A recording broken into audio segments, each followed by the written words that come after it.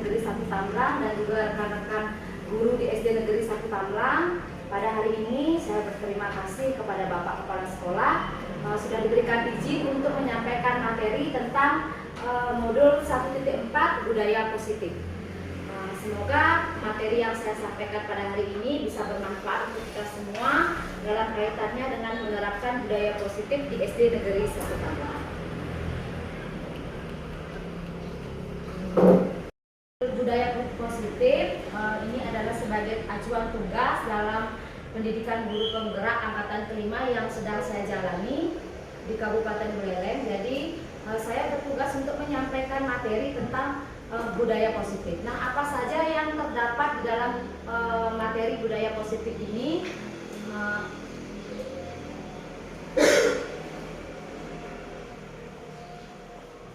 Baik, adalah sebagai berikut. Jadi konsep-konsep dalam modul budaya positif. Yang pertama ada disiplin dan nilai-nilai kebajikan universal. Yang kedua perbedaan antara hukuman, konsekuensi dan restitusi. Kemudian yang ketiga cara merumuskan keyakinan kelas. Yang keempat kebutuhan dasar manusia. Yang kelima 5 posisi kontrol kita sebagai guru. Dan yang keenam langkah-langkah penerapan segitiga restitusi.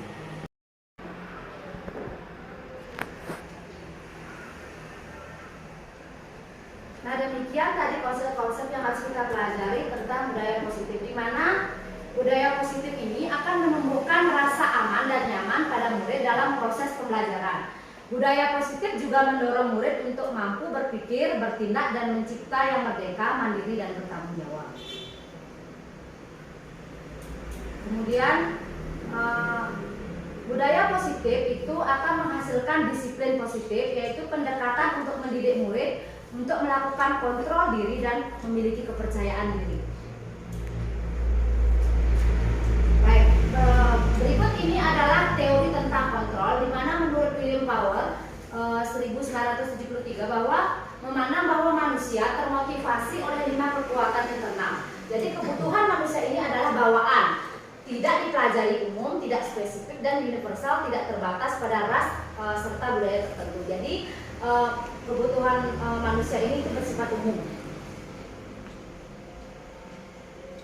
Kemudian di sini teori motivasi, hukuman dan penghargaan. Jadi di dalam bukunya Diana Gosel itu yang berjudul Restructuring School Discipline menyatakan ada 3 motivasi perilaku yang dilakukan oleh manusia. Yang pertama untuk menghindari ketidaknyamanan atau hukuman, yang kedua untuk mendapatkan imbalan atau penghargaan dari orang lain, yang ketiga untuk menjadi orang yang mereka inginkan dan menghargai diri sendiri dengan nilai-nilai yang mereka percaya. Kemudian, nah di sini kita sebagai guru harus mengetahui penerapan budaya positif itu untuk menciptakan disiplin positif. Hal yang menjadi dasar adalah kita harus mengetahui perbedaan antara hukuman, konsekuensi dan restitusi. Nah, mungkin pada kenyataannya kita sebagai guru sering belum paham mengenai perbedaan antara ketiga hal berikut. Nah, berikut saya akan paparkan mengenai 3 hal ini. Yang pertama, kalau masalah hukuman itu biasanya diberikan berupa fisik maupun psikis.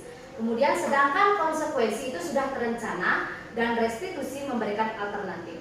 Kalau di sini konsekuensi hampir mirip dengan hukuman, hanya saja kalau konsekuensi itu ada kesepakatan yang dibuat sebelum kita melaksanakan sebuah konsekuensi. Tapi kalau hukuman cenderung itu bersifat secara langsung saja atau refleks. Kemudian kalau di restitusi itu ada alternatif ketika kita melaksanakan suatu konsekuensi.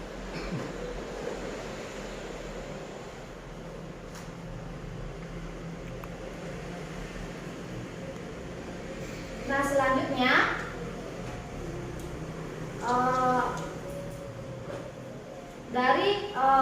dari pembelajaran mengenai budaya positif kita akan membentuk sebuah keyakinan kelas, itu bahwa dari kelas-kelas tertentu, misalkan dari saya sendiri kelas 5 itu harus membuat keyakinan kelas. Apa yang diyakini menjadi sebuah kesepakatan di kelas untuk nanti menciptakan suatu konsekuensi terhadap apa yang mereka lakukan. Misalkan sebagai contoh, ketika kita melakukan bekerja sama menjaga kebersihan kelas, seperti itu keyakinannya, kemudian saling peduli, menjaga meletakkan barang sesuai tempatnya, kemudian hadir tepat waktu dan aktif di kelas, kemudian mengerjakan tugas tepat waktu. Nah, ini contoh keyakinan kelas yang harus kita terapkan di kelas kita masing-masing. Tetapi pada saat keyakinan kelas ini dilanggar, maka akan ada konsekuensi yang dapat diterapkan dengan melaksanakan kesepakatan kelas terlebih dahulu. Baik, berdasarkan apa yang dilakukan siswa di sekolah, jadi sebagai guru kita harus mengacu pada 5 dasar kebutuhan manusia. Nah, tentu anak-anak pada saat di sekolah maupun di rumah memiliki kebutuhan dasar, dan kadang kita sebagai guru harus mengetahui kebutuhan dasar tersebut untuk bisa melakukan sebuah tindakan-tindakan di sekolah. Yang pertama, kebutuhan dasarnya adalah bertahan hidup, yang kedua kasih sayang dan rasa diterima, yang ketiga ada penguasaan, yang keempat kebebasan, dan yang kelima kesenangan. Nah, dari kelima dasar kebutuhan manusia ini, maka guru di sini memiliki 5 kontrol posisi. Nah, contoh misalnya sebagai apabila ada siswa yang melakukan kesalahan, melanggar kesepakatan kelas sesuai dengan keyakinan kelas yang sudah kita tentukan, maka guru harus bertugas memberikan konsekuensi daripada pelanggaran kesepakatan tersebut. Di mana di sini guru perlu memiliki kontrol yang sangat tepat di dalam kelas sehingga anak benar-benar mendapatkan kebutuhannya sesuai dengan yang memang mereka inginkan. Misalkan ketika mereka kurang lancar membaca di kelas, kita cari tahu apa penyebabnya sebagai guru ya. Kemudian kita harus mengetahui kebutuhan dasar apa sih sebenarnya yang belum terpenuhi dari kelima kebutuhan dasar tersebut, sehingga mereka mendapatkan kekurangan dalam kehidupannya, seperti lambat membaca. Kenapa seperti itu? Mungkin mereka kurang rasa kasih sayang di rumah atau bagaimana sehingga mereka memiliki keterlambatan.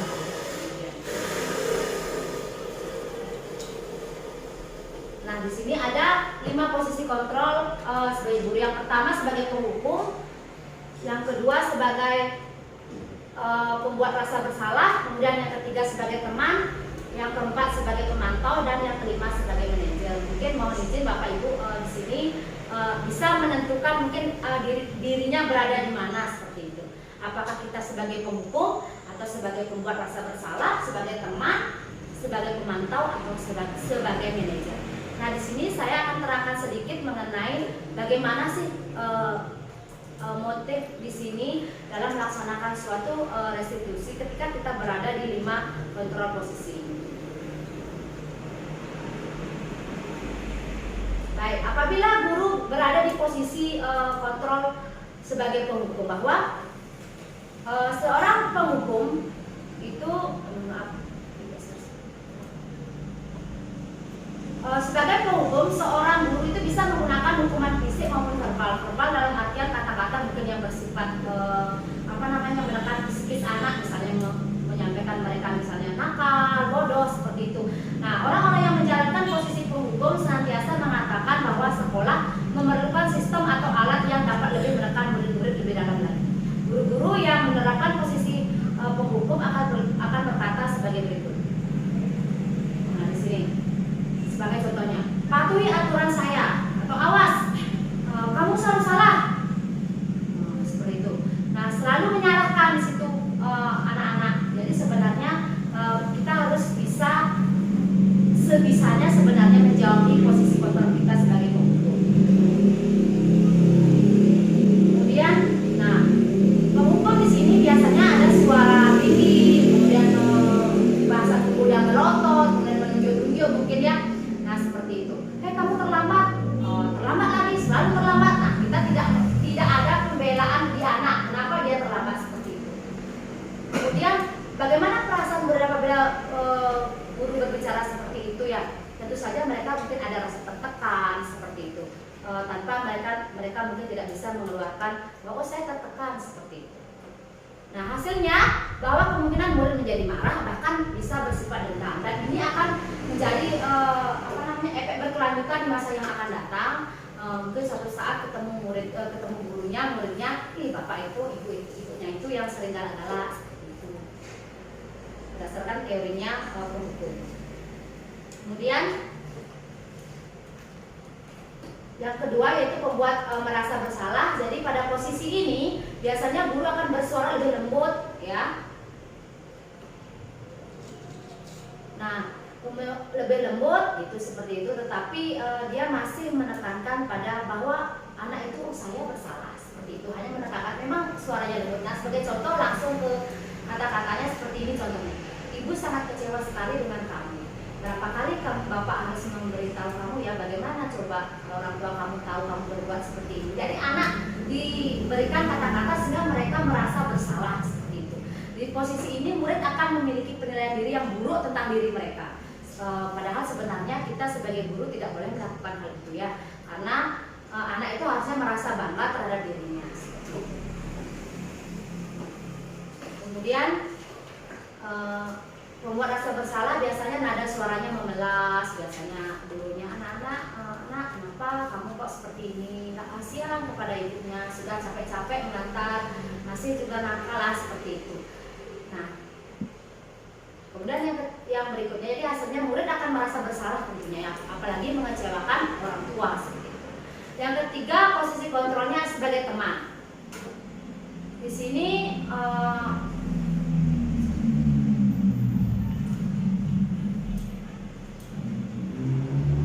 pada posisi ini guru tidak akan menyakiti anak, mereka berusaha menjadi teman, seperti itu.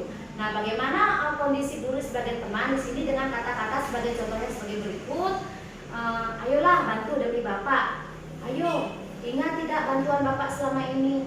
Nah, ya sudah berkali-kali, ya, tidak apa-apa, nanti ibu bantu, ya. Nah, seperti itu. Jadi anak dibuat dia menjadi teman. Nah, sehingga hal negatif dari posisi teman adalah bila suatu saat guru tersebut tidak membantu murid akan kecewa dan berkata, saya pikir bapak ibu adalah teman saya, kan, seperti itu, ya. Kalau kita terlalu dekat dengan siswa juga salah juga kalau sebagai teman, nanti negatifnya seperti itu. Anak menjadi ketergantungan dengan kebaikan kita. Nah, dan mereka juga tidak akan mau berusaha dengan baik lagi karena sudah merasa bahwa gurunya sebagai teman.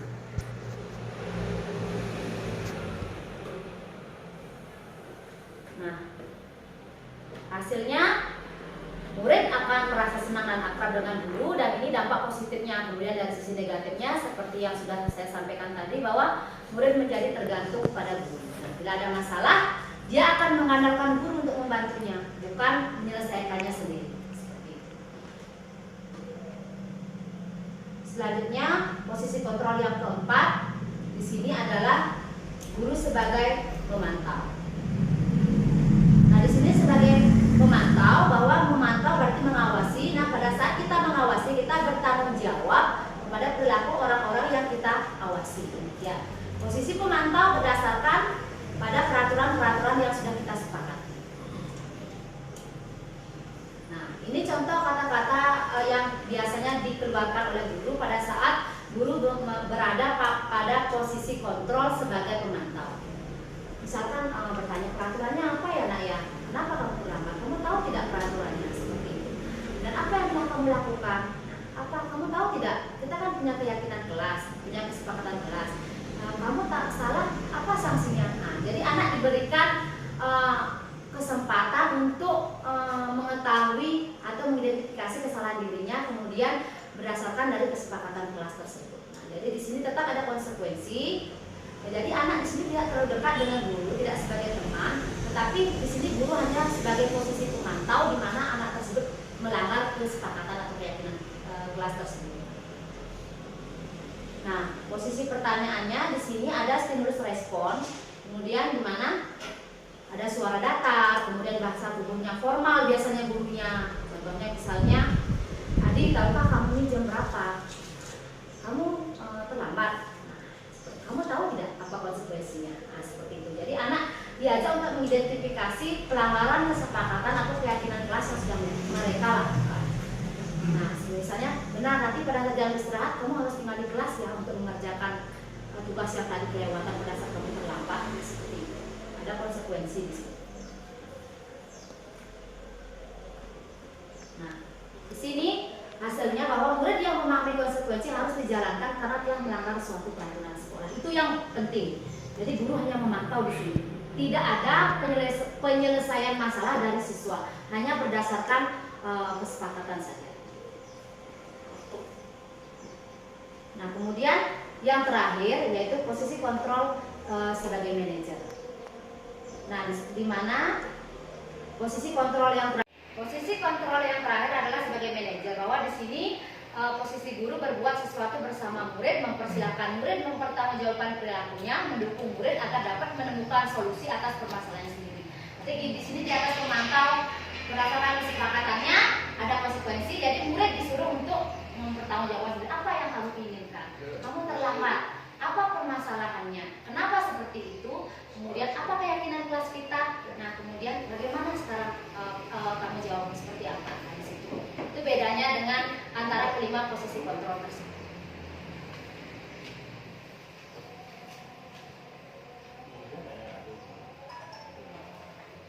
Nah, ini dia. Contohnya, apa yang kamu yakini? Kembali kan keyakinan kelas yang tadi, keyakinan kelas yang sudah kita tetapkan di kelas. Apa keyakinannya? Apakah kamu meyakini bahwa kita kalau terlambat itu salah seperti itu? Jika kamu meyakininya, apa kamu bersedia memperbaikinya? Kemudian, jika kamu memperbaiki hal ini, apa yang kamu tunjukkan tentang dirimu? Nah, apa rencana kamu untuk memperbaiki hal ini? Jadi anak diberikan kesempatan untuk membela diri, memberikan pertanggungjawaban atas apa yang mereka lakukan. Itu bedanya. Dan diharapkan guru-guru setelah menerima materi ini agar bisa menempatkan diri pada posisi manajer.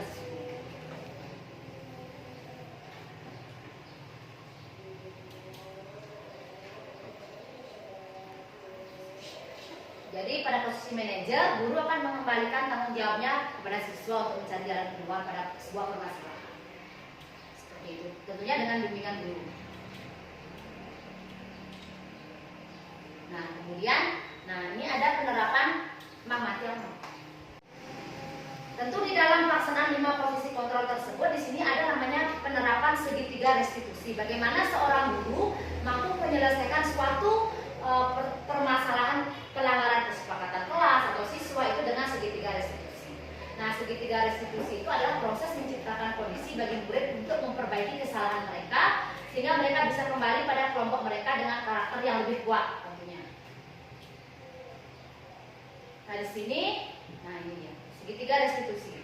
Di sini ada ini yang disebut dengan segitiga restitusi, di mana ada 3 langkah-langkah yang harus ditempuh. Yang pertama, menstabilkan identitas. Kemudian yang kedua, validasi tindakan yang salah, dan yang ketiga, menanyakan keyakinan. Nah, pada saat menstabilkan identitas, jadi di sini ada pertanyaan penggali yang tentu kita berikan kepada siswa ketika mereka melakukan sebuah pelanggaran seperti itu. Misalkan anak kita tanya, mengapa kamu melakukan kesalahan ini? Kenapa kamu bisa terlambat seperti itu? Kemudian di situ